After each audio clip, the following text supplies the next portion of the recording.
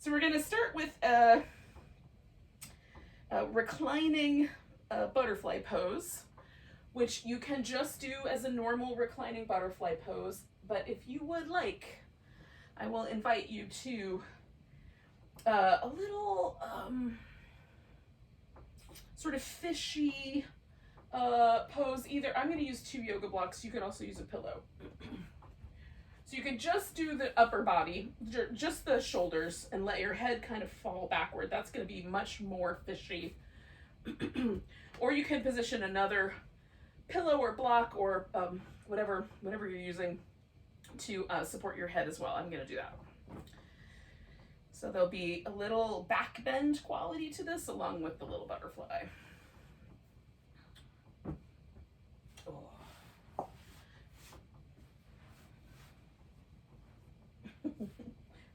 Oh, I gotta find the block. Now, blocks are firm, and the texture of a block is quite firm, and so they tend to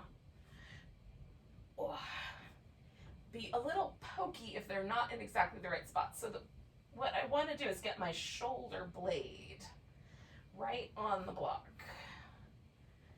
so that it's higher up your back than you might think. So that your shoulder blades are holding the weight of your upper body. I'll adjust this other block so it holds my skull. And then the little feet. Adjusting the feet into the butterfly. Oh, I might need to go a little higher. Okay. So once you've got it adjusted,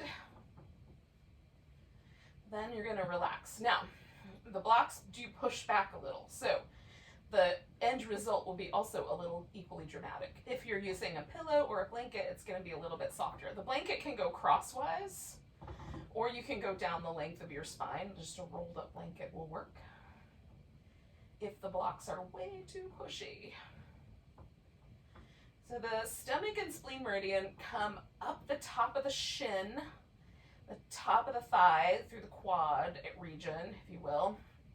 They go up the hip flexors, then they travel deep into the body, starting at the hip, and then re-emerge right around where the ribs are and travel up the front of the chest. And the stomach meridian travels around the mouth.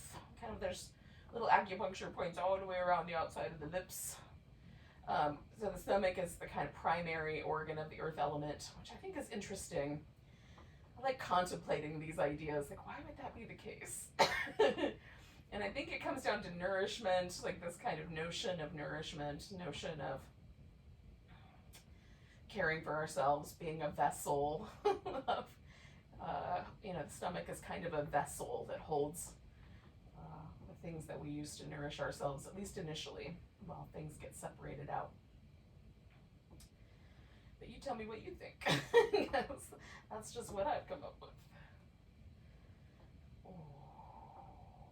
So relaxing around the mouth, relaxing the kind of front of the body into this little back bend. There might be a little tug on those lines somewhere if you're doing a more intense back bend particularly.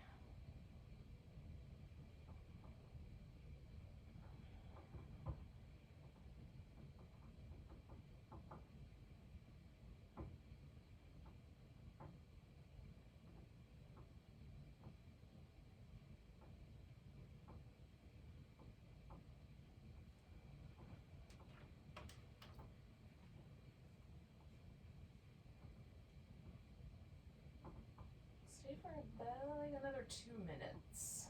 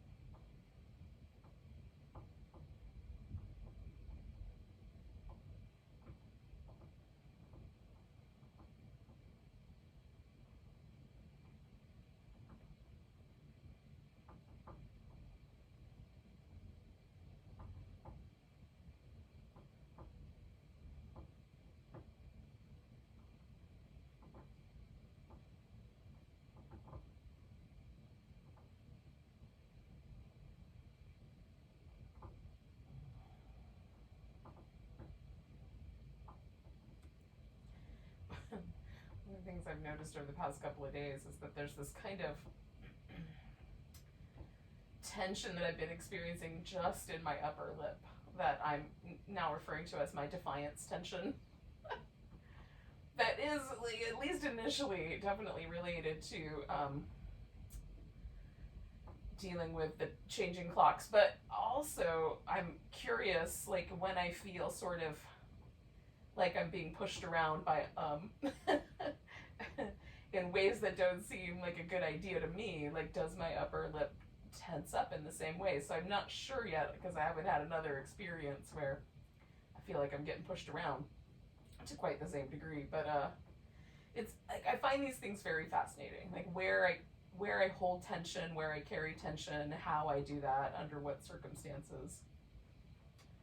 So especially the mouth, I think, is a really interesting place to notice. Like, is it always a gritting teeth, or is it are there littler, kind of more subtle things that you do, like just with a lip or just with the way the tongue is positioned in the mouth? It's kind of intriguing to me. Not just because, you know, in general I like noticing these things these days, but also, like, the mouth is our vehicle for self-expression. So the ways in which we hold back from saying things, or the way in which we say things we shouldn't, like, all of those things are now coming up for me. And so I'll offer them to you in case you are also curious and want to check that out. Stay for about another 4-ish breaths or so.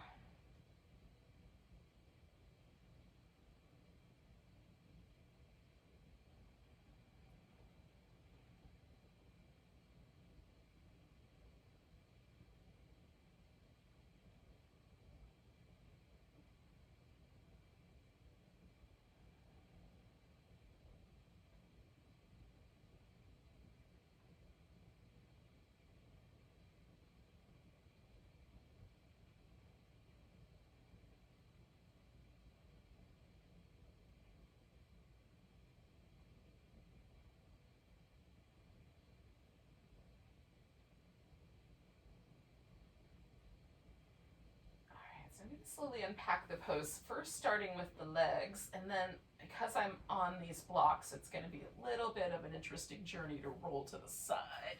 Oh.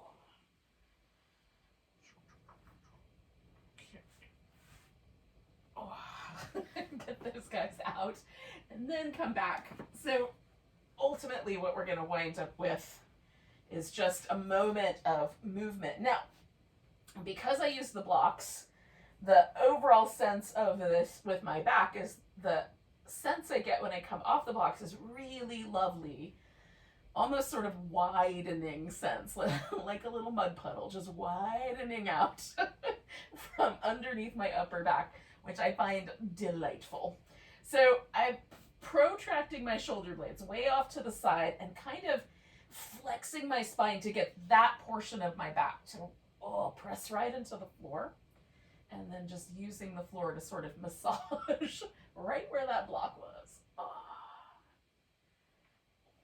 And then I'm going to come back and refocus on the hips. And I've got my feet super duper wide apart because I'm going to do this little internal rotation windshield wiper thing here. So it's almost a twist. It is a twist technically because my hip is coming off the ground. I'm just not committing to it all the way yet.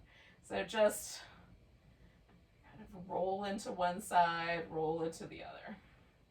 You can do that more quickly if you prefer a little more rhythm to it, or it can be a really slow kind of pause.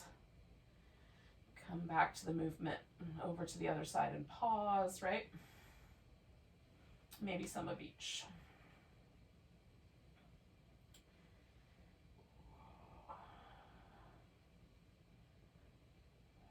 Now, I'm going to take hold of one leg and the other leg is going to be stretched out and long.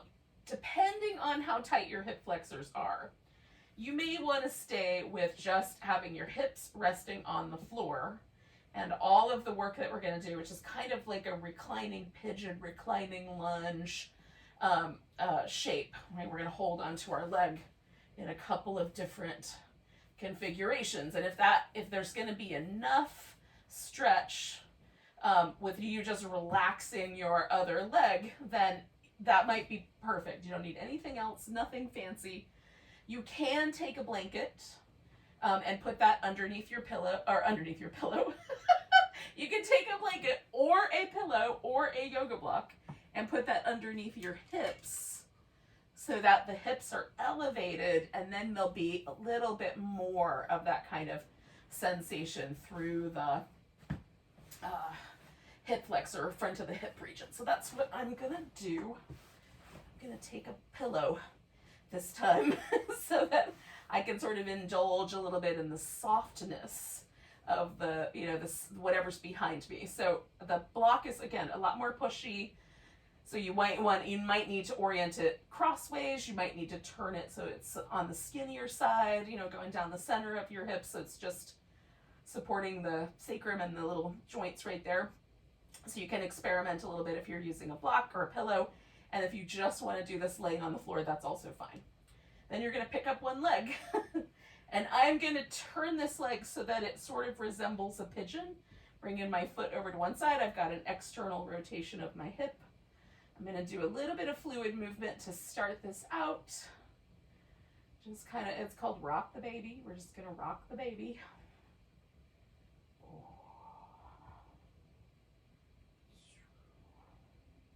And as I'm rocking my baby, I'm noticing the sensation spectrum that's happening in my hip here. So as I get closer to the middle of my torso with my knee, this gets much spicier on my outer hip. As I let that knee go farther out to the side, it's less so. That is not the case when I flip this pose upside down and do a regular version of the swan. In fact, it's quite the opposite. So for me, that's interesting. Just noticing the difference of that, and then also exploring where do I want that sensation to hang out, because we're going to stay for a little while. Now, you don't have to hold on to your legs per se. You can just let them hang out in space. You can hold on to them with your hands. You can, if you'd prefer, use a strap to kind of just wrap around your thigh. Some might even lasso my foot. We'll see how that feels.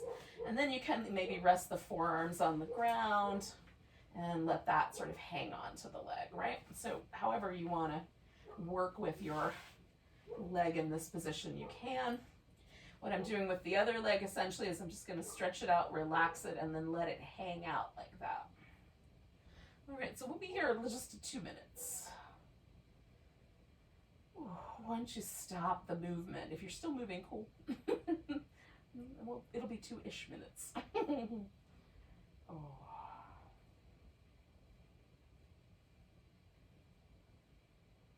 I'm kind of exploring where is the best spot for my arms.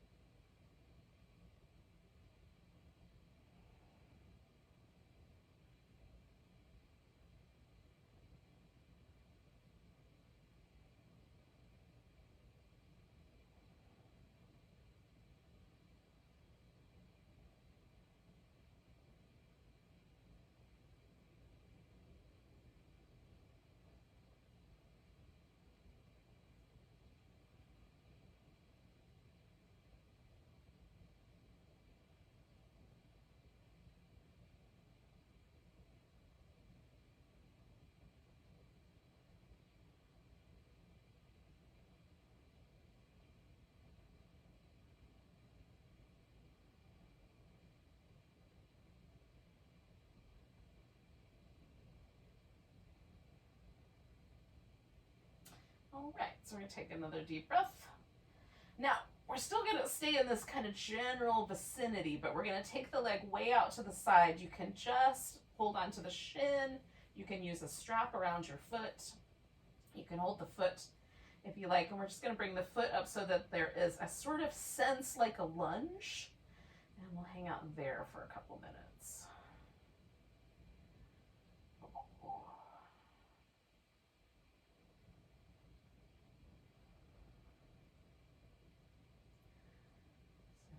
Up the external rotation now, it feels like it feels a little closer to an upside down lunge. Sleeping dragon. We'll call it that. Most of the time in the yin world, the lunges are all referred to as dragon poses. So we'll call it sleeping dragon.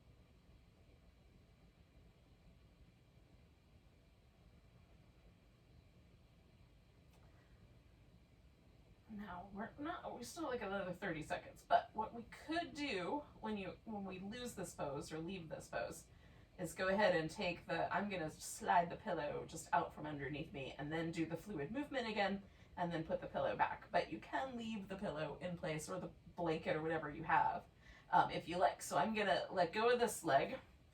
I'm gonna kind of bring that around to the center line, put the other foot on the floor, and then slowly, when I'm ready, I'm just gonna take my hips back into that original arrangement. Now, for me, it helps to start really slow here because one side did one thing and the other side did the other. But again, once you're kind of comfortable with this little windshield wipery, internal, external rotation, slight twist, however it feels like it, whatever the emphasis is for you, you could pick up the pace if you like. You may even, I'm going to stretch myself all the way out, kind of letting my feet slowly drift out there.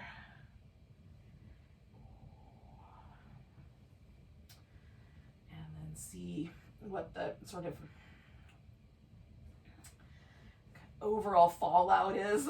What's the sensation that I'm left with around my hips? Which hip is is there one that's more sensitive? Where do I feel things?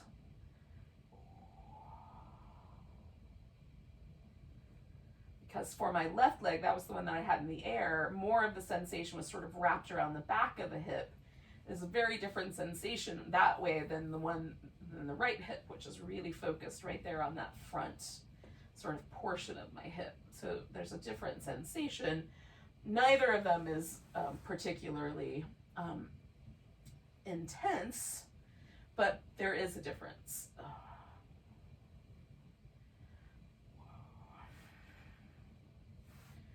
So again, I'm going to sort of come back to these little windshield wiper moves, then I'm going to put the pillow back in, then I'm going to grab hold of my right leg, and so we'll sort of find our way into the opposite side here.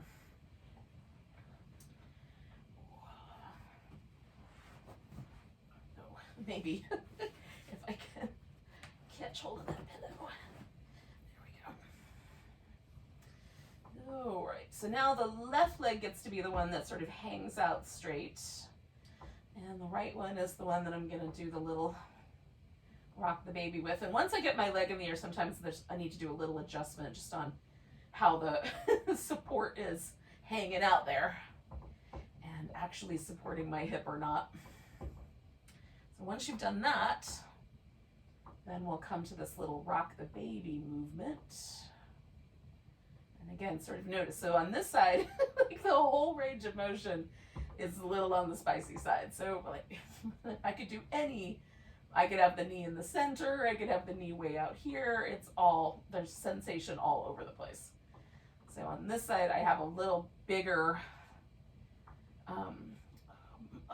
spectrum of options to find something that feels like a stretch in my outer hip. With the other one, there was kind of a specific range that felt a little more interesting than the others. So I'm just going to settle in. We'll stay for a couple minutes. And again, my leg is in this kind of externally rotated across the midline of my body with the shin. That is the signature of this particular shape. You can, of course, hold onto your leg with a strap instead of your hand, or again, just let the leg hang out in that position without holding it at all.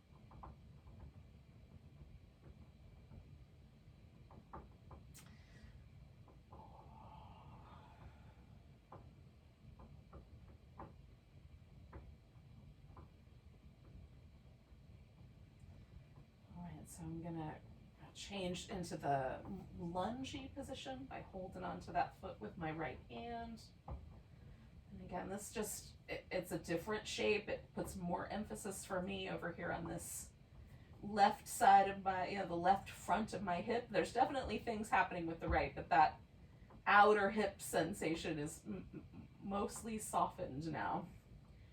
And it's a different spectrum of interesting.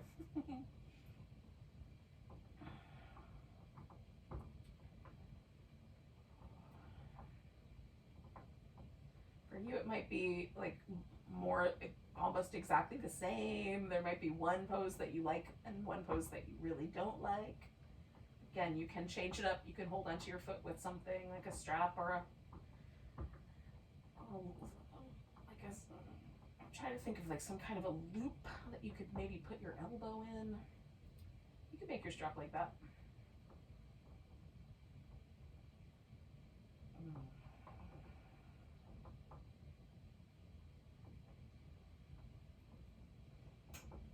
We'll hang out for about another minute.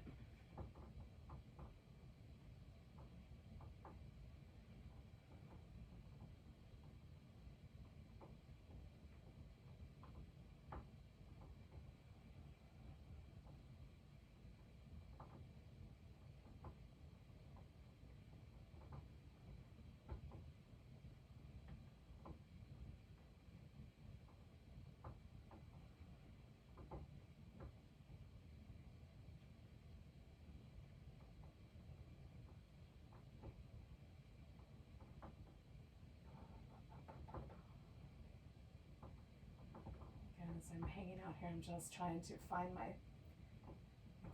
become aware of all the little places where I hold stress or tension around my face or jaw or eyes or wherever. In this case, there might be a little bit in the shoulder while I try to hold on to this foot and just relax them. All right, I'm taking a big breath and then I'm letting go of my foot. Again, I'm going to be really slow with this. Come to about halfway and then bring that other foot in so there's not as much pull on the front of my hip. And then I'm gonna put this foot on the ground nice and slow. And then when it feels like, yep, I can lift my hips again, I'm gonna take that pillow out. Oh, goodness.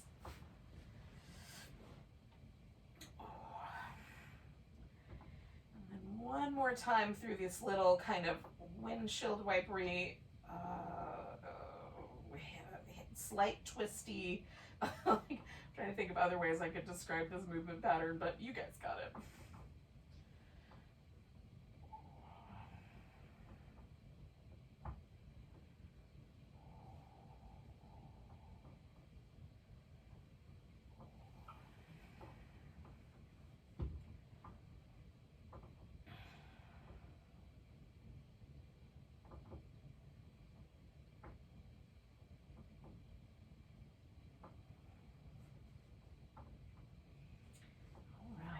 Now, I'm just comparing the two hips, kind of noticing any changes that occurred.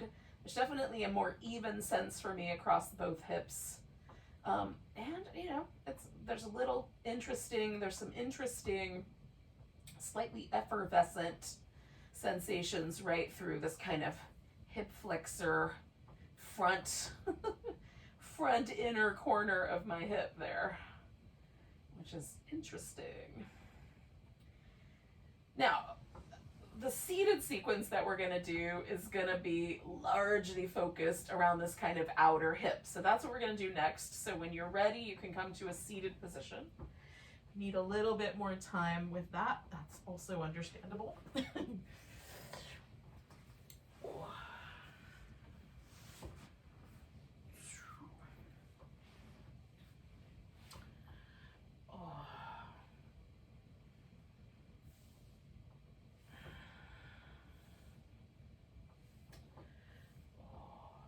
Some fluid movement for your spine. If you've got tension around your neck or shoulders, you might do a little bit of movement there. If none of that is true, you can just pause for a second.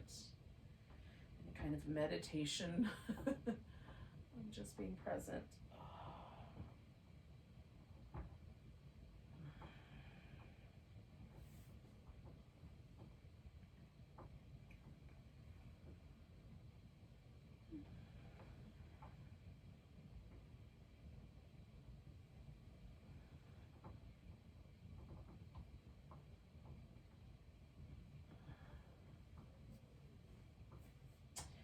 Right, so we're going to do some version of the shoelace or square pose, also referred to in the regular yoga world as the cow face, to fire logs. And for me, it generally works out for most people that one or the other is available, but not always both. There are some people who can do either version. So the shoelace / cow face is one where the knees are stacked pretty close to the middle, and if you look down, your legs make a triangle, right? With the knees at one tip and then each hip at the other two tips of the triangle. If that is not available for whatever reason, you can try this version, which is referred to as double pigeon or fire logs, then in the square pose in the yin world. So I look down and I have a square. Knees and hips make the 4 points of the square. Now, that said, you can adjust the angles, add props. You can just do a cross-legged sitting position where you just bring the legs towards the midline, and all of those things are going to work. We're just looking for some sensation on this outer hip area. It might be more on one side. For me, it's usually a little spicier on whatever leg is on top on that side. You can sit up tall, and that can be the pose. You can lean to the side, do a little side bend here, which that actually was feeling kind of nice tonight. I'm going to go with that one for at least part of the time. You can lean forward if you want to, for me, that intensifies the stretch in the outer hip. So you decide. A side bend also does, but in a different way. So you can, I'm trying to figure out, like, can I get my elbow on a surface? Yeah. For my side bending here.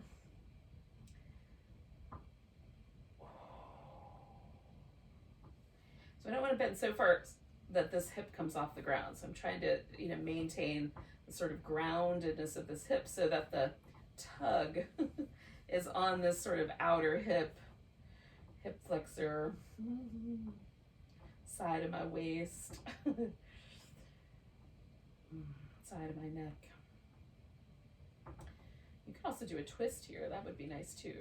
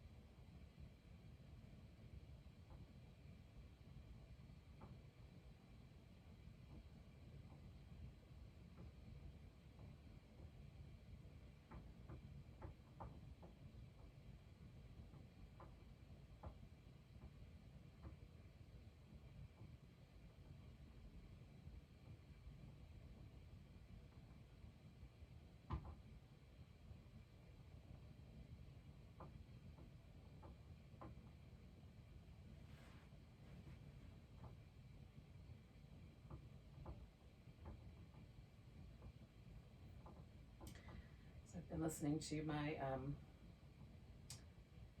playlist that's kind of oriented towards the St. Patrick's Day, St. David's Day holidays, lots of Celtic music. If you haven't checked that one out, it's delightful. You can even put it on in the background if you want to. But there's a nice variety of Celtic music on there, not just Irish.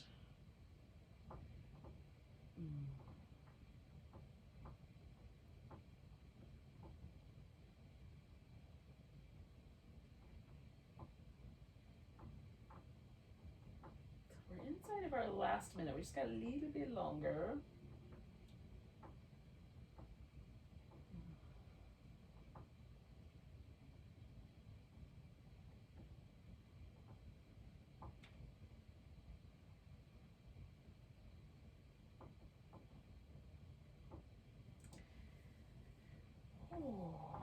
So 2 more breaths.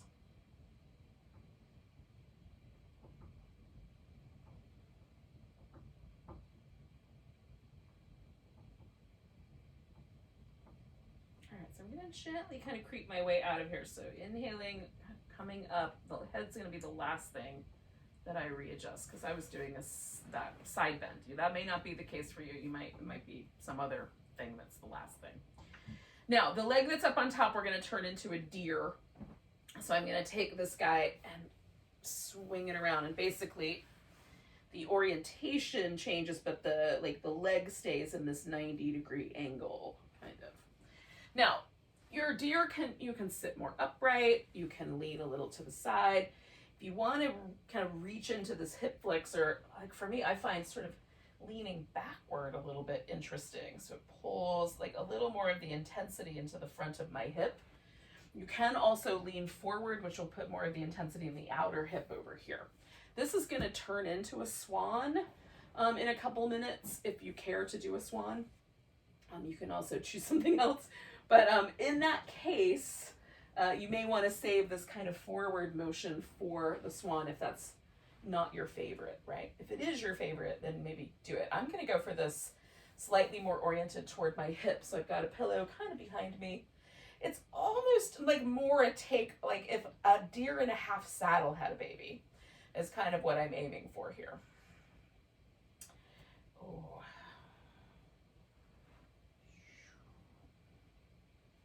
See if I want to give myself like a tiny headrest. No, that's not gonna work. So one of the reasons that I mention music is like sometimes songs get stuck in my head when I'm doing life in general, but especially when I'm quiet, I'll notice them. And the song that's stuck in my head right now is the song called The Foggy Dew, which is largely the song about battling. So I'm always curious, like, is it just a repetitive situation where I've heard that song a couple times now, and so that's why it's stuck in my head, or is there some commentary on the way that I'm approaching my pose? And you don't know until you sort of check it out, right? They go in and say, what song was playing in my head just now, if there was one? And is that indicative of how I am experiencing this pose, how I'm like coming at this pose from a deep sort of nervous system stage.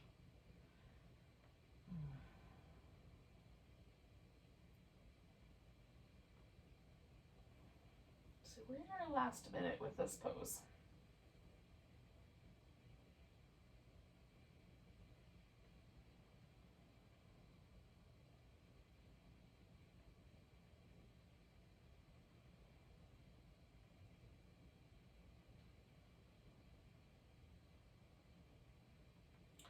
May also just simply be a commentary about the fog in my brain, which would also be fine. Sometimes our subconscious gives us little clues to things, like maybe our dreams are the way our subconscious talks to us. It might also be just how we deal with things in life, but maybe there's little clues there for how we are really feeling, or, you know, somehow in the deep recesses of our brain, how things are really going. And maybe the songs that get stuck in our head are indicative of that. Now, I'm going to take one more big breath, and then I'm going to morph this into a swan. This front leg is going to stay basically how it is, although I'm going to turn a little bit, and then I'm going to straighten out this leg that's in the back here. You can add any props that you think would be excellent. If you'd rather choose a different pose here, you could substitute. You could bring that leg around and do a half butterfly where you fold forward over your leg instead. That would be a nice pose. It's not one that I'm going to do tonight, so it won't be a repeat. Sometimes the deer is enough. There's no need for a swan. So again, in general, I'm just trying to let my brain get quiet. Get really intrigued by how I'm settling into the pose and the places where I'm gripping or holding tension, and can I let those go? If I let them go, does the pose then turn into a pose I don't like very much? And can I adjust then around that so that it's less, I don't like it, and less fight? Sometimes the tension in my body is to protect me from myself because the pose is not very nice and my nervous system does not really like it and wants to get us out of there. Sometimes it's just habitual tension that I carry around with me all the time.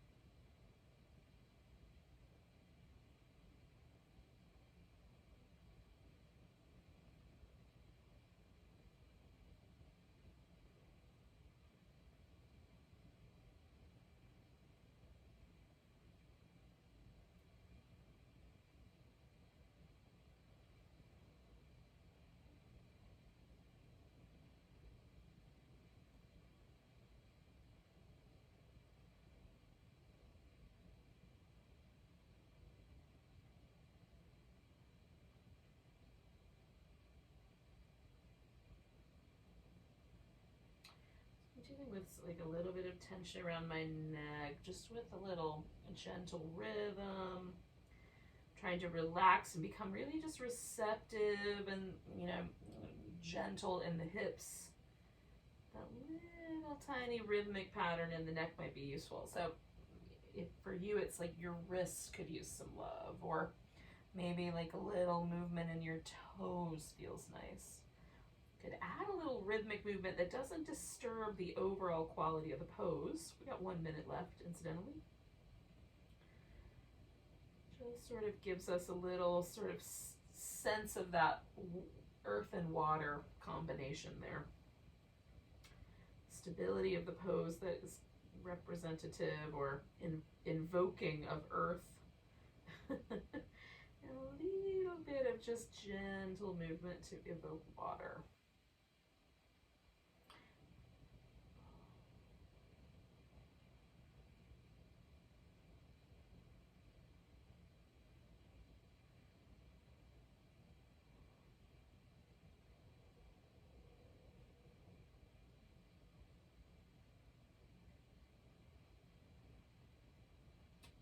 Take 2 more breaths where we are.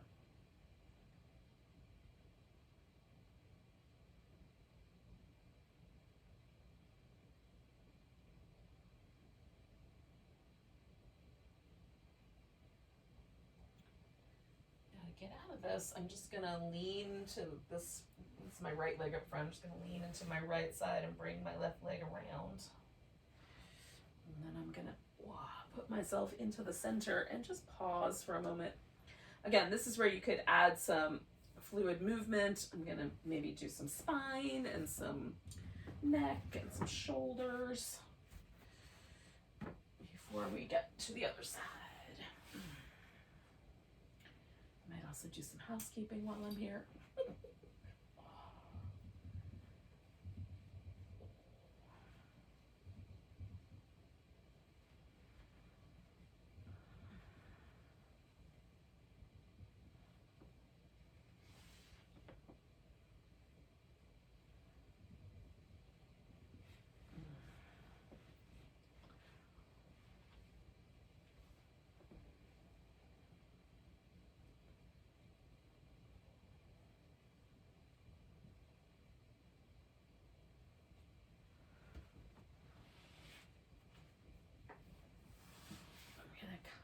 Get closer to the setup that I'm gonna go into. Not quite there yet, but just kind of prime that by sitting cross-legged with the leg that's gonna wind up on top up front, so that there's a kind of easing into the square square pose.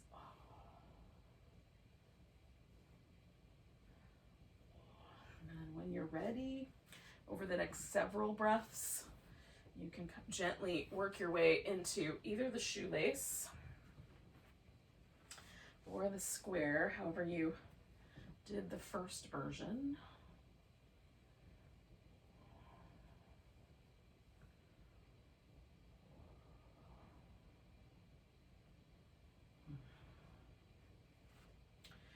And I did the first version with a little bit of a lean to the side, so I'm going to do that again.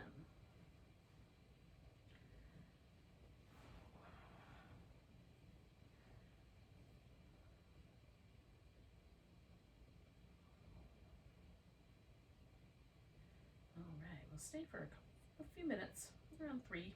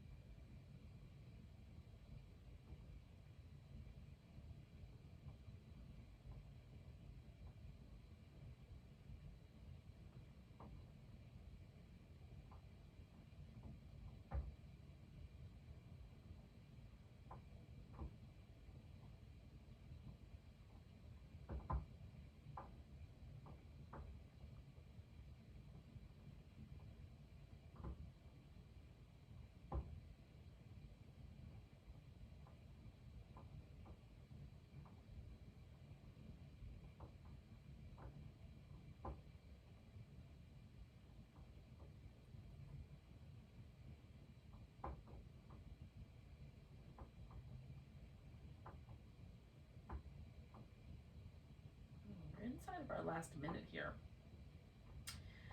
In the event you want to sort of check back in, maybe even make a modification.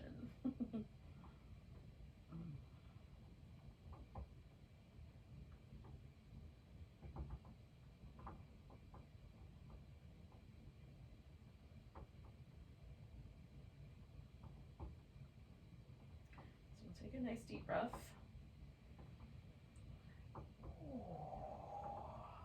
And then we'll transition. So again, you might have to float up, might have to just adjust some things. The top leg is going to turn into that deer shape. So there's whatever that adjustment feels like to you. The angles are, you can have the thigh closer to the front or, further around the back. Again, angles are really up to you. How does it feel? You can lean forward or lean a little backward or sit straight up. Kind of going for like a slightly leaning back kind of version here. Not all the way, but enough. And on this side, it's definitely hitting me a little different than it was on the other side, so I might need to make a couple of adjustments. See how that goes. And it might just hit different. Sometimes one side of the body is a totally different creature than the other side.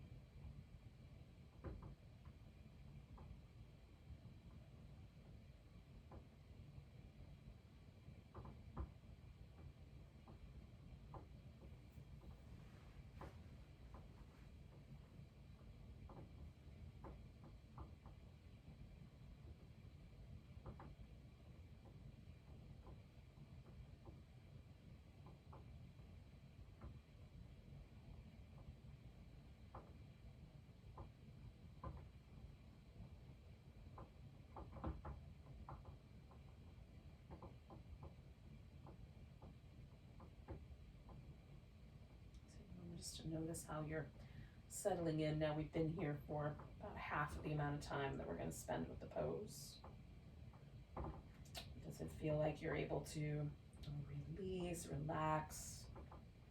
Or does it feel like you're kind of holding yourself up on a bed of nails? So see if there's a way to adjust the pose so that you can sink a little deeper or relax a little more deeply. At least through the hips, and if a little bit of movement somewhere else, like the neck or the shoulders or toes, would be useful, you could work with that. About a minute left.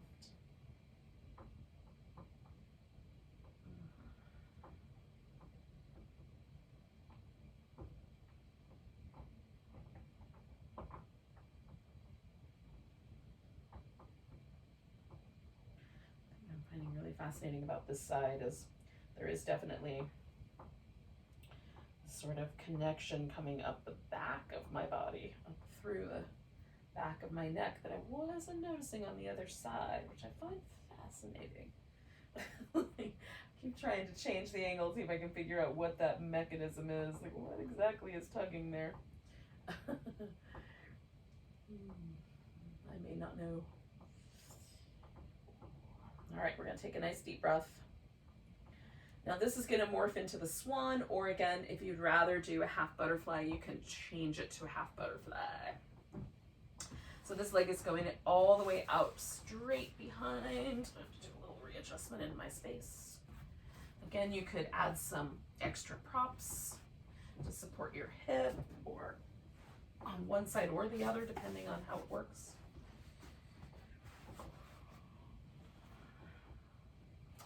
Again, we're going to hang out for about 3 minutes with this shape. Let ourselves sort of see if we can find that sense of settling, of softening, becoming really receptive to the kind of to gravity's pull on this shape. And noticing the places that might be a little resistant is the word I'm looking for. Although the word that was going to come out of my mouth was resilient, so that will be an interesting little journey for me to think about for a few minutes.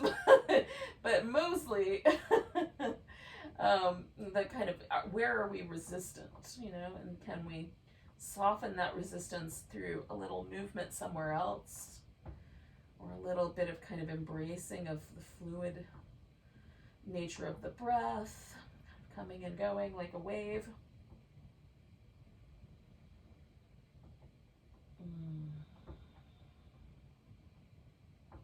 This side might be a more sensitive side. It might be a less sensitive side than the other side was. Could be exactly the same. Those are the choices. Usually for me, one side is more sensitive on some poses. This one is one of them.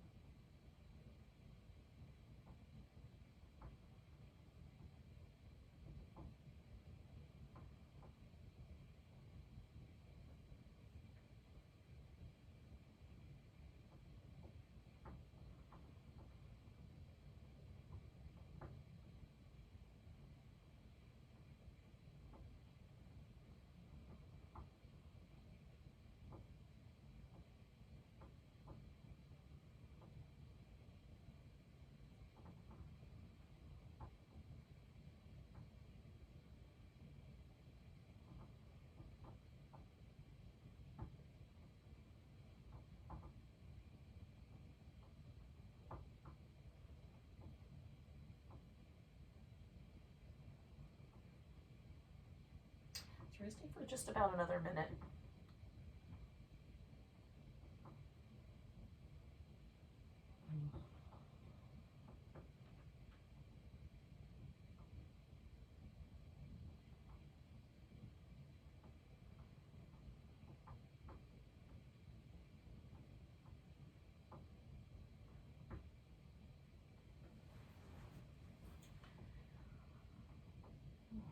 So take a couple more breaths.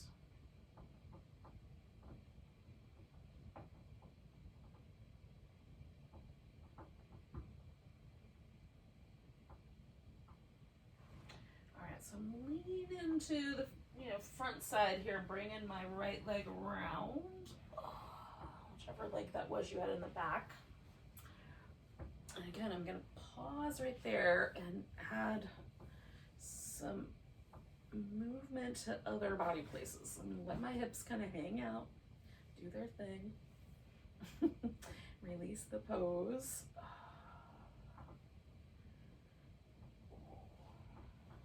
Just by moving the shoulders, there's a sort of ripple effect of release of, nice feelings.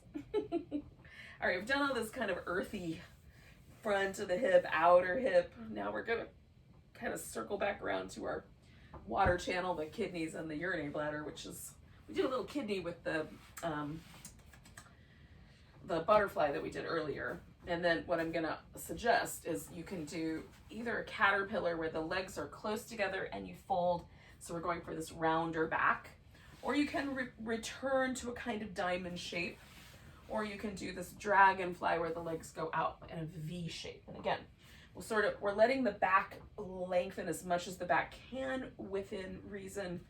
Of course, if you have lower back discs that are sensitive to forward bends, definitely be kind.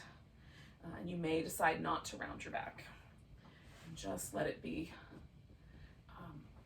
sort of the back stay kind of angled with whatever your pelvis will do.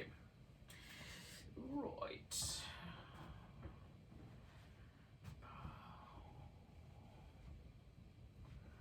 do a little tilt back and forth, kind of get my sit bones out from underneath me. I'm trying to decide how much distance is the right amount to feel a stretch through the inner thigh. It doesn't have to be too much. We're just looking for that sensation through the inner thigh, inner calf line, and a rounded back. We'll breathe into that, and we'll stay here for about 4 minutes.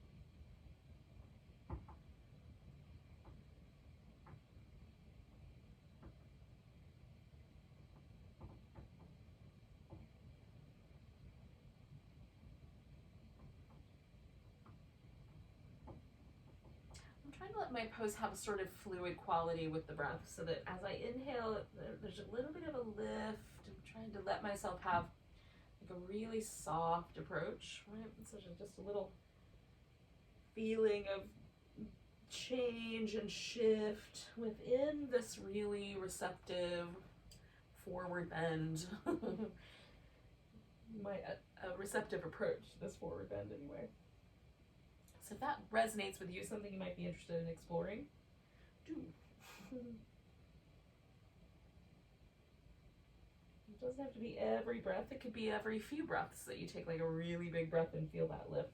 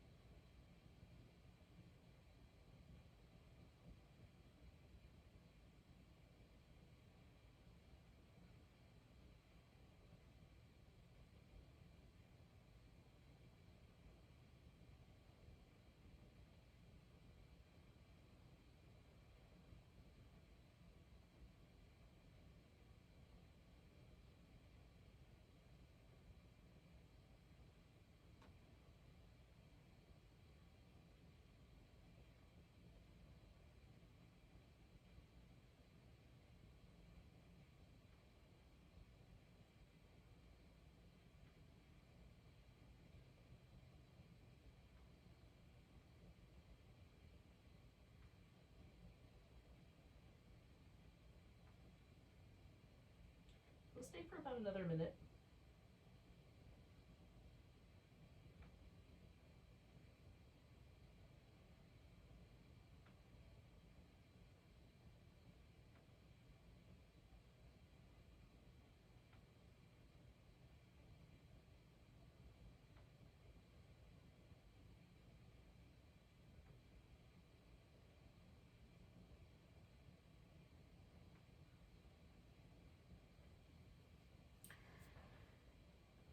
We'll do 2 more breaths. Now, one thing that I will suggest is for the closing portion of this, there's going to be an opportunity to do either a cat pulls its tail, which is kind of a side-lying, could turn into a twist, quad stretch, or you could do a half saddle, especially if, for you, the half saddle is a pose where you can lay completely flat on your back with one leg tucked under.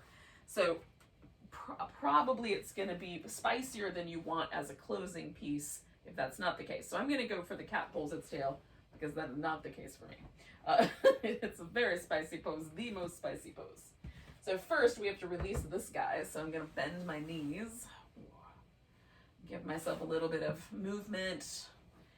Then I'm going to lay on my side. I'm going to lay on my right side to start with, and I'm going to work with the right quad. So I'm going to reach back with my left hand. Now you can hold the top of your foot and bring the foot around towards your buttock, or you can use a strap if you care to. Why I rolled that strap up earlier, I do not know. It was bothering me that it wasn't rolled up. This is part of my OCD. All right, very mild, but definitely a part. All right, coming around. So I'm gonna lay on my right side. Now I am gonna turn this into a twist once I get settled in, but you don't have to. You can stay laying on the side. So my left leg is gonna come up here in front to kind of be an anchor, and then reaching down to hold on to this. Oh, I'm going to hold on to the strap, but you might hold on to your foot. I'm going to bring my foot towards my buttock and then my right thigh backwards so that I get a stretch in my quadriceps. And then I might stretch that leg out. And for now, I'm kind of liking what's happening with my shoulder, but about halfway, we're going to do this for about 3 minutes on each side. So about halfway through, I might roll this into a twist.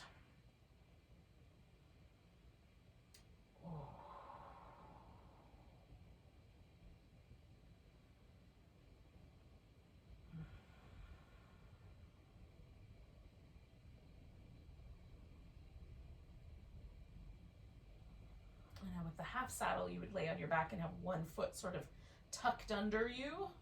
So you've got one quadricep stretch, and then on the other side a little bit softer. Now, if you are normally, like some people can do a full saddle and not feel it in their quads, and if that's the case for you, then you could, with the half version, like pick the leg up that's, stretched out. So instead of having one leg just resting on the ground, you can pick it up and bring it into your chest, and that will shift enough of the body weight that it might put a little more of the pose into your I'm going to add my twist now, into your quad, right? It might load a little more right on the front of that thigh. Again, ask yourself, like, what's the right amount? We want enough sensation that we feel something, but not so much that we start to tense up around it. That's the kind of magical in-between zone with yin.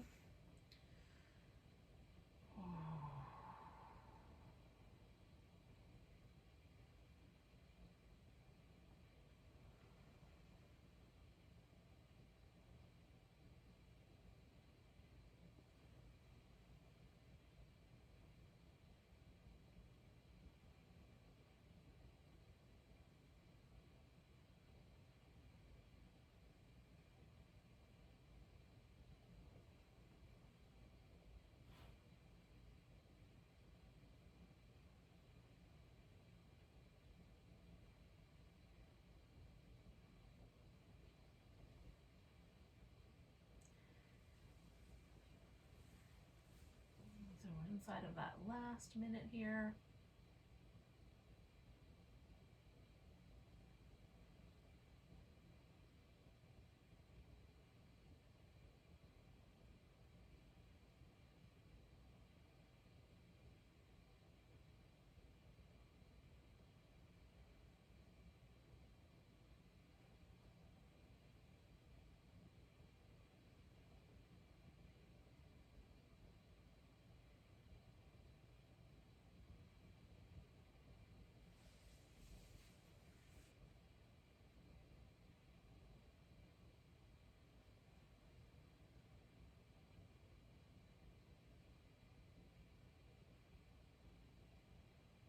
All right, we're going to take a couple more breaths.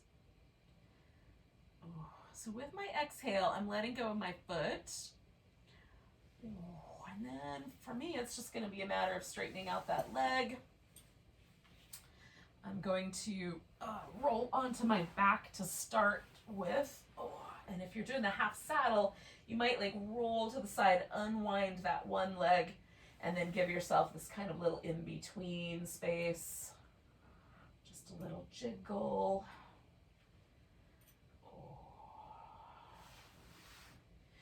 I'm going to put the strap on my left foot, and then I'm going to roll onto my left side, and that's where I'm going to begin this second side here. And if you're not ready to do that side yet, don't do that side yet. Wait until you are ready.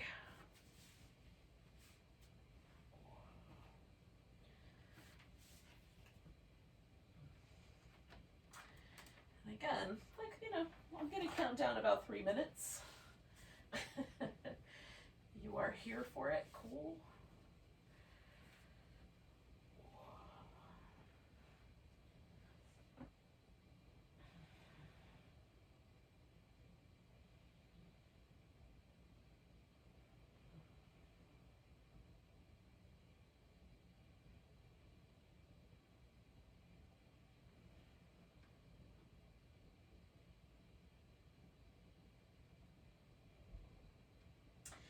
When I start this guy off and I lay on my side, there's a little bit more, for me anyway, because maybe because I have short arms, there's a little more of a kind of stretch in the shoulder, a little kind of interesting sensation there.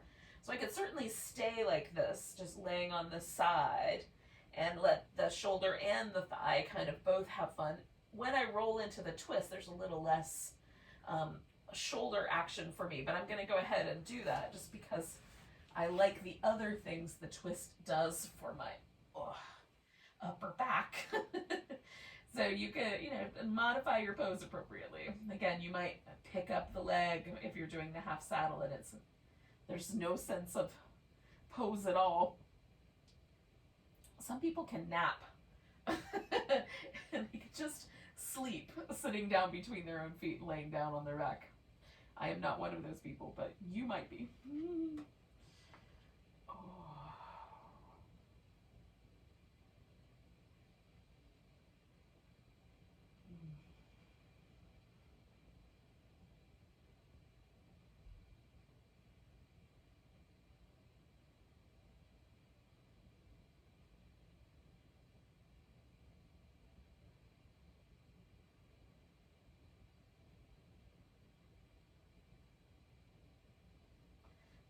Inside that last minute here, yogis.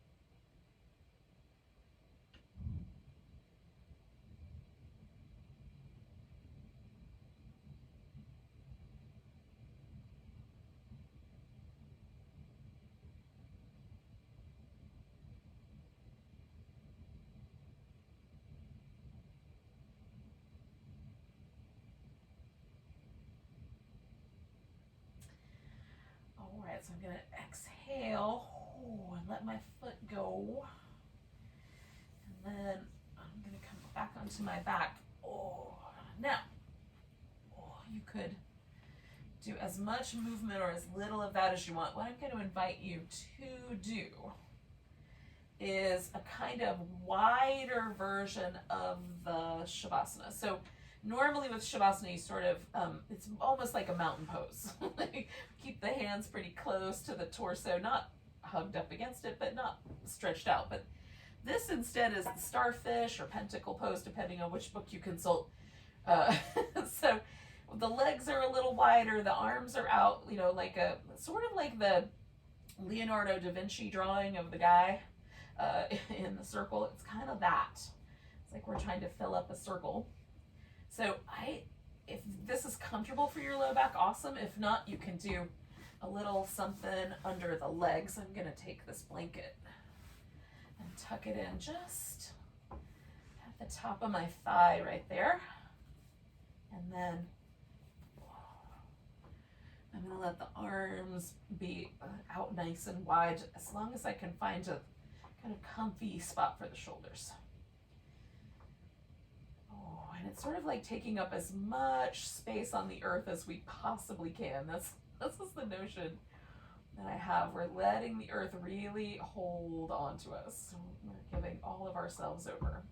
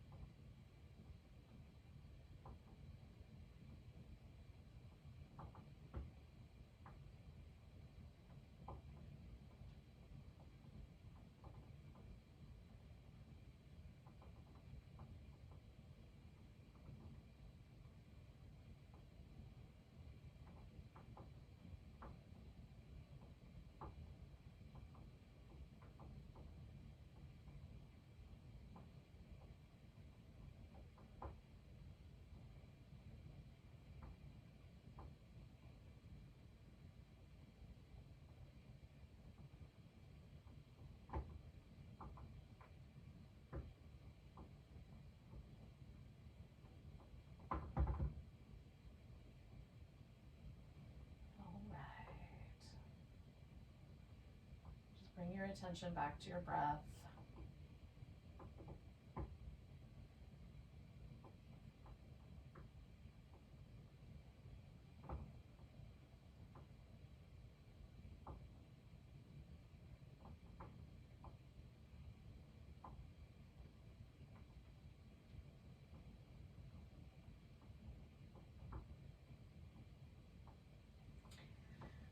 Give your fingers and toes a little wiggle, maybe a little circular, smooth motion in your wrist and ankles.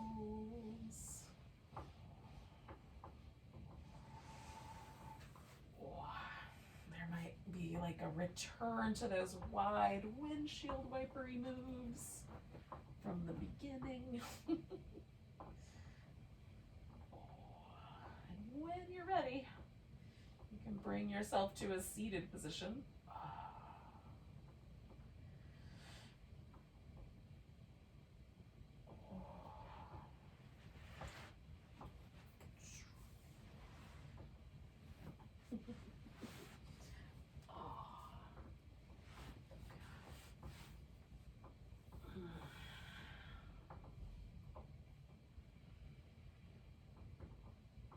So thanks for coming along on my little kind of springtime, Virgo full moon, earth water journey. However you want to conceptualize it. I used all of that for inspiration. Let's take a nice big breath together when you're ready. If you're not ready yet, that's fine. Just hang out for a minute and then take a nice deep breath. In time and space, all is relative. Nice big inhale. Big deep sigh.